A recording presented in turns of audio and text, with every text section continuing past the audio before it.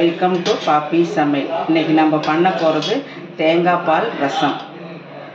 அதுக்கு தேவையான பொருட்கள்: 2 தக்காளி வேக வச்சு கரைச்சி வச்சுருக்கேன்.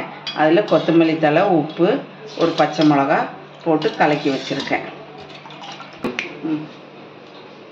மிளகு, ஜீரகம், பூண்டு தட்டி வச்சுருக்கேன். கொஞ்சம் ஒரு காஞ்ச மிளகா, கருவேப்பிலை, தேங்காய் பால். இப்போ நம்ம லைட்டாக எண்ணெய் ஊற்றி தாளிச்சிக்கலாம். கடுகு போட்டுக்கலாம்.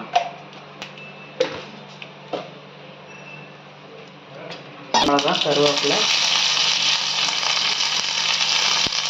அப்புறம் பூண்டு, மிளகு, ஜீரகம் தட்டி வச்சது, கொஞ்சமாக பெருங்காயத்தூள். இது கரைச்சி வச்சதை ஊற்றிக்கிங்க. இது கொதி லைட்டாக வந்ததும் தேங்காய் பாலை நம்ம ஊற்றிக்கலாம்.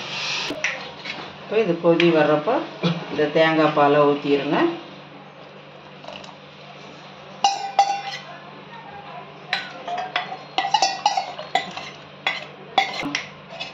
கொஞ்சம் நுரை வந்ததும் ரெடி ஆயிரும். நுரை வந்துருச்சு. தேங்காய் பால் ரசம் ரெடி ஆயிடுச்சு. அடுத்த வீடியோவில் மீட் பண்ணலாம். தேங்க்யூ.